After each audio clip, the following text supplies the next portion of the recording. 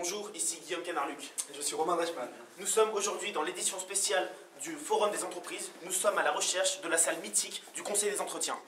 Nous nous rapprochons maintenant du couloir de l'administration et d'après une source fiable, la salle serait dans ce couloir. Nous avons donc finalement trouvé la salle. Voyons ce qui se passe à l'intérieur.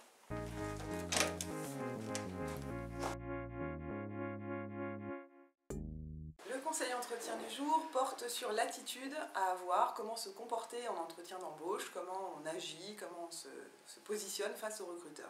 Le plus important, c'est qu'il faut être prêt mentalement. Il faut venir en sachant ce qu'on veut obtenir, éventuellement un poste d'ailleurs.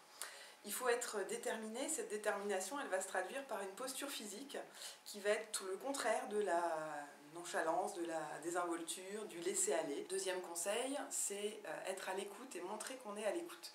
Par exemple, en ayant un regard vif et pas éteint, en prenant des notes, si le recruteur vous donne des informations, vous les écrivez, et sans en abuser, parce que ça ne doit pas être mécanique non plus, mais vous pouvez faire des hochements de tête pour appuyer ce que vous dites. Donc voilà, l'écoute. Ça vous évitera par exemple de vous asseoir alors que le recruteur est debout, et ça vous évitera d'oublier de serrer la main du recruteur alors qu'il vous tend désespérément sa main. Et enfin, pour finir, troisième et dernier point, il faut essayer de ne pas être trop raide, de ne pas être trop figé, de ne pas être trop rigide, au contraire d'être vivant. Alors pour ça, il faut oser des gestes. C'est pas du sous-titrage sourd et muet, mais oser faire des gestes avec vos mains, des gestes de conviction, et oser être souriant, parce que c'est pas la fin du monde, donc un sourire n'est pas benet. Voilà. On pourrait résumer ça en une phrase: il faut que vous montriez que vous avez envie, et en faisant ça, vous allez susciter l'envie du recruteur.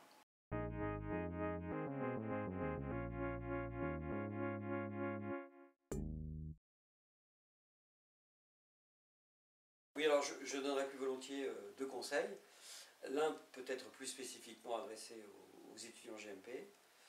Je leur dirais volontiers, ne vous précipitez pas, comme l'ont fait souvent vos prédécesseurs, à 95% sur les 2 ou 3 entreprises automobiles qui seront présentes.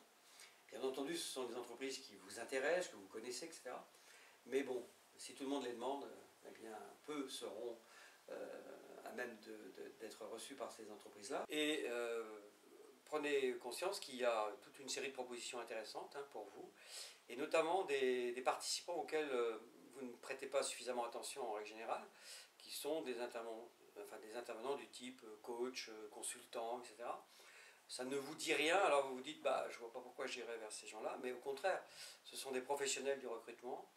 Le deuxième point s'adresse plus généralement à tous les étudiants de l'UT, et entre dans la préparation de tout entretien, que ce soit une simulation comme ça sera le cas là, ou un véritable entretien plus tard.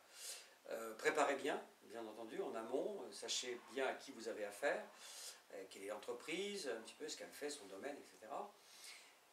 Faites bien un petit peu le tour de vos forces, je dirais, de vos atouts. Dans un entretien, il ne faut surtout pas prendre les interlocuteurs, les recruteurs en l'occurrence, pour des imbéciles ou des naïfs.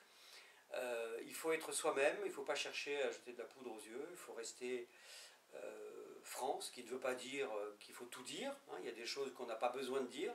En revanche, il ne faut pas chercher à enjoliver la situation.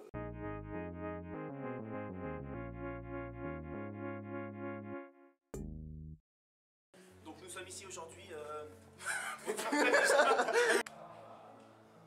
Nous sommes aujourd'hui à l'édition spéciale du Forum des entreprises. Nous sommes en quête de la salle surprise des conseils entretiens.